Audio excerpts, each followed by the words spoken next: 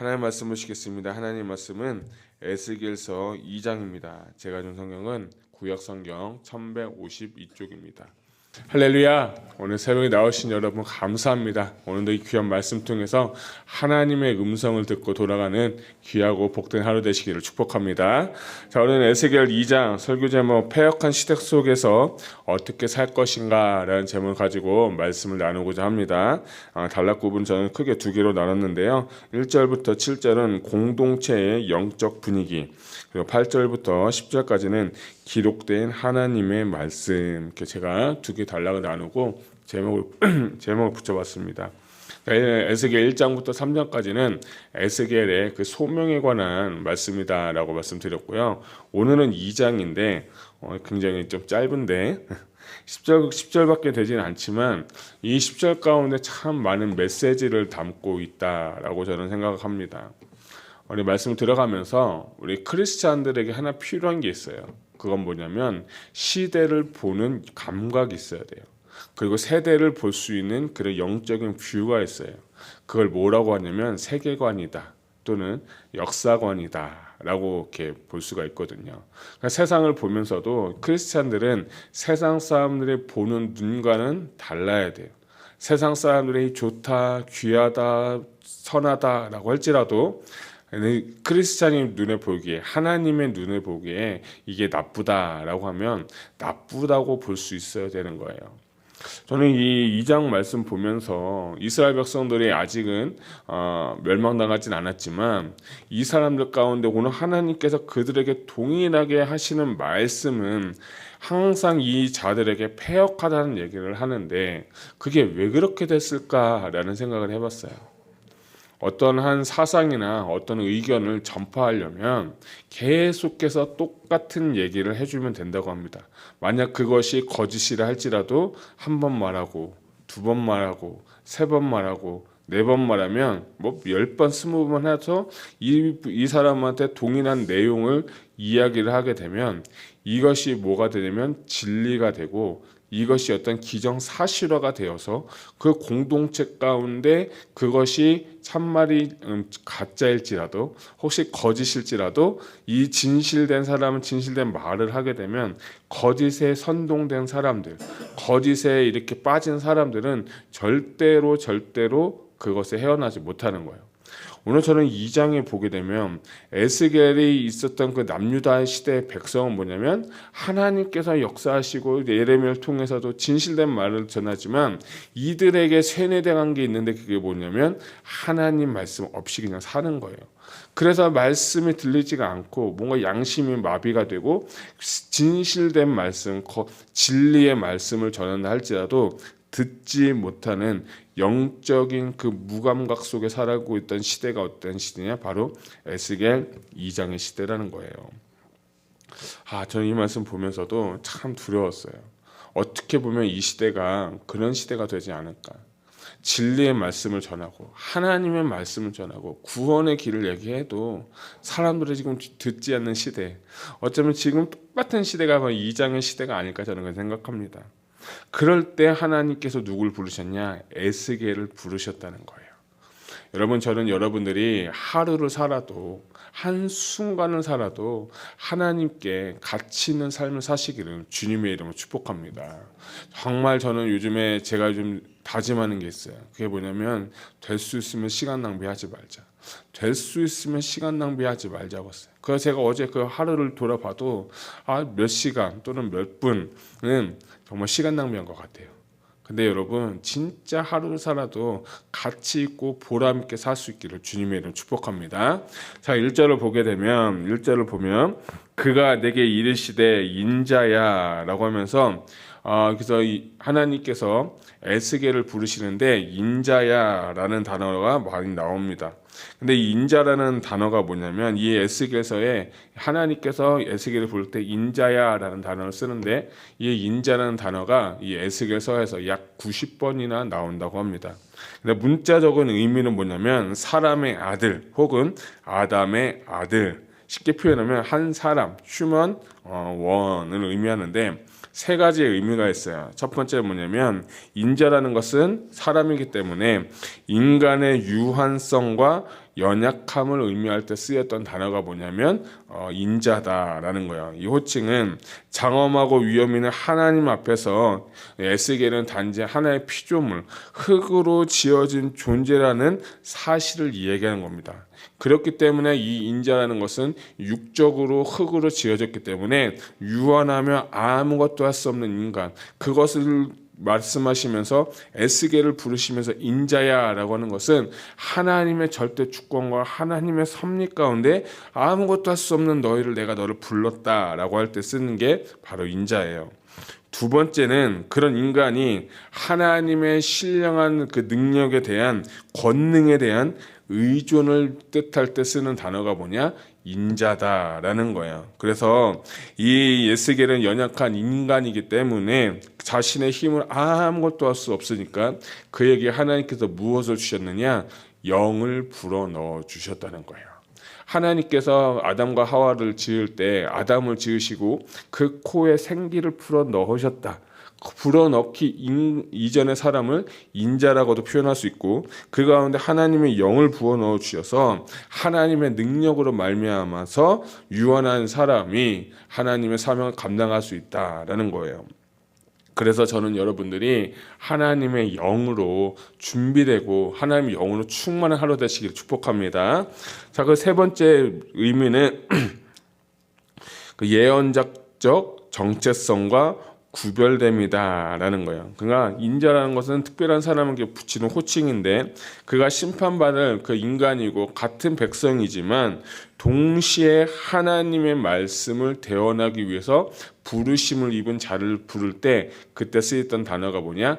인자다라는 거예요. 그러니까 인자는 세 가지예요. 첫 번째는 인간의 유한함, 두 번째는 하나님의 능력에 대한 의존, 세 번째는 하나님께서 그를 부르실 때의 어떤 호칭과 같은 인간이지만 하는 구별된 모습으로 부르실 때 쓰였던 단어가 바로 인자다라는 거예요. 그래서 이 2장에서도 인자가 1절에서도 나오고 6절에도 나오고 3장, 4장, 5장 계속 같은 읽어보니까 인자라는 단어가 정말 많이 나오더라고요. 그래서 여러분 인자에 대한 이런 것을 정리했으면 좋겠고요. 2장에는 여러분 10절밖에 안 되지만 굉장히 반복되는 단어가 하나가 있어요. 그게 뭐냐면 패역하다, 그리고 배반하다, 반역하다는 뜻들이 굉장히 많이 나오는데 3절 보니까 내게 이르시되 인자야 내가 너를 이스라엘 자손 곧 패역한 백성 나를 배반한 자들에게 보내노라. 그들과 그 조상들의 내게 범죄하며 오늘까지 이르렀나니 라고 해요. 3절에는 보면 패역하고 반역하다. 4절은 얼굴이 뻔뻔하고 마음이 굳은 자다. 5절도 보니까 그들은 패역한 족속이라. 6절도 보니까 하반부에 보니까 그들은 패역한 족속이라도 그 말을 두려워하지 말라. 7절도 보니까 그들은 심히 패역한 자라라고 하면서 제가 이 10절을 좀 가만히 보면서 이 단어들이 계속 반복이 되는 걸 보면서 이것이 오늘 2장에 주시는 반복적인 메시지구나 하는 것을 제가 발견하게 됐어요. 근데 이 패역하다는 단어가 히브리어로 두 가지가 나오는데 첫 번째는 뭐냐면 마라드라는 단어인데 마라드라는 단어는 뭐냐면 정치적이나 폭동이나 체제에 대한 반란을 쓸 때 쓰는 단어가 바로 마라드라는 거예요. 그러니까 이건 뭐냐면 이스라엘 백성들이 하나님께 패역하고 반역하는 건 뭐냐면 실수하고 단순히 그냥 선동에 의해서 한 게 아니라 의도적이고 정말 그들의 인텐션을 가지고 대항해서 하나님을 거역할 때 쓰는 단어가 바로 마라드라는 거예요. 또 하나의 단어는 뭐냐면 마라라는 단어인데 여러분 마라라는 단어 들어보셨죠? 마라라는 단어가 뭐냐? 쓰다라는 뜻이에요. 그러니까 패역하다라는 단어가 마라라도도 쓸 수 있는데 이 뜻은 뭐냐면 배반하다라는 뜻을 갖고 있어요. 또 세 번째 하나 더 말씀드리면 패역한 족속에 쓰이는 단어 중에 하나가 뭐냐면 함메리라고 하는데 함이라는 것은 백성, 메리라는 것도 또 동일하게 반역하다라는 건데 이건 뭐냐면 권위에 대한 완강한 불복종 또는 반항이라고 하는 거예요. 그 제가 원래 2장을 쭉 보면서 패역한 족속해서 이게 뭘까라고 해서 제가 다른 번역본이 있어요. 그 히브리어를 직역한 한글 성경인데 2장 3절을 제가 이렇게 보면서 이거는 패역한 족속이 아니라 뭐라고 하냐면 이날까지 거역한 집이다. 하나님한테 거역한 집에게 나에게 보낸다라고 하면서 거역한 집이라는 거예요. 그러니까 족속이라는 게 히브리어로 베이트라고 하는데 마라 베이트라고 해서 거역한 집이다라는 거예요. 그러니까 저는 그게 집이라고 생각을 하니까 족속이라고 생각하면 뭔가 공동체 같고 뭔가 좀 포괄적인 의미인데 거역한 집이라고 표현하는 것을 보면서 이것이 공동체가 좀 중요하구나. 지금 이 공동체를 하나님께서 정의하고 있는데 패역하고 반역한 족속이다라는 거예요. 그거 보면서 하나의 사상, 하나의 신념, 하나의 그 믿음이 잘못되면 개인뿐만 아니라 이것이 하나의 공동체가 되면서 공동체가 패역하고 반역한 족속이라고 하나님께서 이들을 어떻게 했어요? 정의해버린 거예요. 이럴 때 예레미야는 어떻게 사역을 했을까? 이런 상황 가운데 예레미야는 어떻게 하나님의 말씀을 전했을까? 저는 그런 생각을 해봤어요. 그래서 오늘 아침에 기도하면서 하나님, 이런 시대 때 어떻게 묵혀야 됩니까? 이런 시대 때 어떻게 말씀을 전해야 됩니까? 이런 얘기를 좀 생각을 하는데 아침에 기도하면서 하나님 저에게 이렇게 잔상 같은 걸 보였어요. 그게 뭐냐면 요즘에 이란하고 우리 미국이 막 전쟁하고 있잖아요. 근데 전쟁을 하고 있는데 지금 이 이란은 지하 벙커에 기지를 이렇게 두어가지고 미사일 이름을 잘 모르겠는데 이 미사일이 쭉 떨어지면 그냥 이 표면만 이렇게 공격하는 게 아니라 그 벙커까지 뚫고 내려가서 그거를 공격하는 미사일이 있다고 합니다. 그것을 저한테 떠올리시면서 바로 이거구나. 하나님의 권능의 말씀, 능력의 말씀이 그 깊은 중심부까지 벙커까지 뚫는 것처럼 이 패역한 족속 가운데 필요한 건 하나님의 능력이고 성 하나님의 말씀, 이 다이나마이트가 된 능력의 말씀과 권능이 필요하겠구나 해서 저한테 마음을 주셨어요. 여러분, 이 시대 가운데 필요한 건요 어떤 지식이 아니에요. 이 시대 가운데 필요한 건 어떤 무브먼트가 아닌 것 같아요. 이 시대 가운데 필요한 건 하나님의 영이 임해서 그 영의 말씀을, 그 능력 있는 말씀을 선포하게 될 때 깨지지 않는 그 견고한 진들이 무너질 줄 저는 믿습니다. 그래서 저는 하나님 말씀 정말 능력이라고 믿어요. 히브리서 4장 12절 하나님의 말씀은 검과 같다고 했어요. 예리한 검인데 그 검이 혼과 영과 관절을 찔러 쪽에까지 하고 그 마음과 생각과 뜻을 뭐한다? 드러낸다고 했어요. 저는 이 하나님의 말씀이, 진리의 하나님의 말씀이 우리의 심령을 먼저 깨트려 주시고 우리가 하나님의 말씀을 대언할 때 수많은 영들을 일으켜낼 수 있는 그런 능력 있는 말씀 사역자가 되기를 주님의 이름으로 축복합니다. 전 여러분의 그 능력을 사모했으면 좋겠어요. 그 능력을 여러분 구하셨으면 좋겠어요. 하루를 살더라도, 한순간을 살더라도 여기서 그냥 허송세월하지 마시고 나에게 주신 삶 가운데 복음을 전하고 그 영혼이 듣든지 아니 듣든지 간에 하나님의 말씀을 전할 수 있는 준비된 자는 하나님께서 쓰실 줄 저는 믿습니다. 아멘. 여러분 정말 그 일을 위해서 기도하시길 축복합니다. 특별히 이 패역한 족속, 반역한 족속, 배반하는 이 모든 족속 때문에 하나님께서 이 에스겔 선지서를 부르셨다는 거예요. 어쩌면 하나님께서는 우리를 위해서, 하나님께서는 우리 가정을 위해서, 하나님께서 우리 교회를 위해서, 하나님께서 이 지역을 위해서 우리를 부르셨다는 그런 정체성이 좀 있었으면 좋겠어요. 우리가 이곳에 살지만 믿음을 가지고 하나님의 말씀을 전하는 것, 이것이 우리에게 주시는 사명인 줄 믿으시기 바랍니다.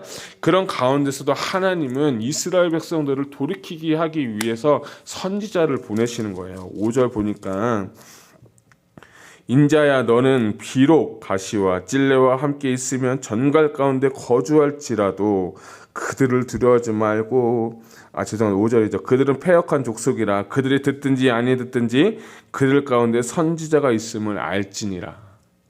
이 말씀은 뭐냐면 하나님은 그래도 선지자를 보내가지고 그들을 돌이키겠다고 주님은 말씀하시는 거예요. 듣든지 아니 듣든지 하나님 우리를 보내시는 거예요. 우리를 통해서 이 지역의 교회를 세우시고 이 지역에 있는 많은 영혼들에게 듣든지 아니 듣든지 하나님이 나를 부르셨다는 그 부르심에 대한 정체성을 갖고 살아가라고 주님은 이 에스겔을 말하고 우리에게도 말씀하시는 거예요. 그러면 그런 사람이 어떤 준비가 되느냐? 첫 번째는 뭐냐면 1절을 보게 되면 그가 내게 이르시되 인자야 내 발로 일어서라라는 거예요. 첫 번째 우리가 준비할 건 뭐냐면 일어서라는 거예요. 1절 하반부, 1장 우리 마지막 절 하반부에 보면 하나님이 여호와 영광이 막 임했을 때 1장 마지막 절 하반부에 보면 내가 보고 엎드려 말씀하신 이의 음성을 들었더라. 그리고 2장 1절은 하나님 말씀을 들은 이 에스겔에게 뭐라고 하냐면 너는 이제 내 발로 일어서라 라고 하는 거예요. 하나님은 엎드려 있는 사람, 하나님께서 준비된 자나 훈련된 사람을 어떻게 하시냐? 일으켜 세우신다는 거예요. 하나님께서 쓰실 때 엎드려서 그냥 자빠져 있는 게 아니라 일어서서 하나님의 복음을 전할 수 있도록 이제 주님께서 그 사람을 일으키신다는 거예요. 여러분 일어나시길 축복합니다. 여러분이 정말 일어나서 두 발로 밟고 일어나서 하나님의 뜻을 이루기 위해서 쓰임받기를 축복합니다. 그런 사람에게 오늘 6절 말씀을 보면 뭐라고 말씀하시냐면 뭐라고 말씀하십니까? 중반부에 보면 그들을 이스라엘 백성들 두려워하지 말고 그들의 말을 두려워하지 말지어다. 그들은 패역한 족속이라도 그 말을 두려워하지 말며 그 얼굴을 무서워할지 말지어다. 사실 전 6절 보면서 두려워하지 말라는 단어가 몇 번 나온지 아세요? 3번이나 나왔어요. 3번. 두려워하지 말라, 두려워하지 말라, 두려워하지 말라. 어떻게 보면 이 에스겔은 하나님 그 사명 받은 후에 두려움이 있었을 것 같아요. 그런데 그 에스겔에게 주님 뭐라고 말씀하십니까? 패역한 족속, 배반한 족속이라도 두려워하지 말고 그 얼굴들을 무서워하지 말라는 거예요. 우리가 두려워할 거는요 사람이 아니에요. 우리가 두려워할 거는요 우리의 어떤 그 문제가 아니에요. 우리가 두려워할 것은 딱 한 분 계시는데 오직 하나님 외에 없는지를 여러분 믿으시기 바랍니다. 나의 영혼을, 나의 정말 육신을 죽음으로 이끌지라도 나의 영혼을 영원히 파멸시킬 수 있는 그 하나님 한 분만 두려워하게 되면 내가 못할 것이 없는 거예요. 우리가 사람에게 복음을 전하고 상처받을까 봐, 복음을 전하고 내가 정말 어떤 안 좋은 소리 들을까 봐, 매맞을까 봐, 핍박받을까 봐 그런 두려움이 아니라 그들이 듣든지 아니 듣든 간에 이 에스겔에게 주신 마음은 뭐냐? 네가 밟고 서서 일어나서 두려워하지 말고 하나님의 복음을 어떻게 해라? 담대하게 전하라는 거예요. 할렐루야. 이것은 내 육신의 생각이 아니라 하나님의 능력이 임하고 성령의 권능이 임할 때 내 안에 있는 두려움을 몰아내고 강한 확신과 믿음을 가지고 나아가게 되면 하나님은 오늘도 우리를 쓰실 줄 믿습니다. 그 하나님을 믿고 의지하기를 주님의 이름으로 축복합니다. 7절 보니까 그들은 심히 패역한 자라. 그들이 듣든지 아니 듣든지 너는 내 말로 고할지어다. 여러분 예레미야도 보게 되면 하나님 말씀을 전하게 되면 핍박받습니다. 모욕도 받습니다. 안 좋은 소리도 듣습니다. 뺨도 맞고 구덩이도 빠졌어요. 오늘 7절에 보면 에스겔에게 뭐라고 말씀하시냐면 듣든지 아니 듣든지 뭐하라? 전하라는 거예요. 많은 사람들이 전도를 못하는 이유가 딱 하나가 있어요. 그 중에 하나는 뭐냐면 내가 전도하고 내가 복음을 전하면 이 사람이 반드시 교회에 와야 되는데 교회에 못 오니까 안전한다 이런 얘기를 많이 하거든요. 여러분 우리 전도에 대해서 복음 전하는 것 좀 생각을 바꾸는 게 뭐냐면 나는 전하는 거예요. 하나님의 감동에 의해서 전하는 거예요.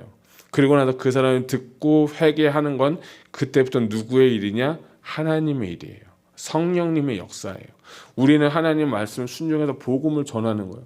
에스겔도 하나님의 말씀을 전한 거예요. 전했을 때 이에게 있었던 자신의 생각들, 자신의 계획들, 자신의 그 어떤 자신의 판단들 이런 모든 것들을 내버려 놓고 자기는 없어요. 자기는 그냥 하나님의 통로일 뿐이에요. 대언하는 거예요. 말씀을 전해서 이 사람이 듣든지 아니 듣든지 회개하든지 돌이키든지 죄를 짓든지 나는 나에게 주신 사명, 나에게 주신 비전 그 말씀 그냥 그대로 딜리버리 하는 거 그 외에는 없는 거예요.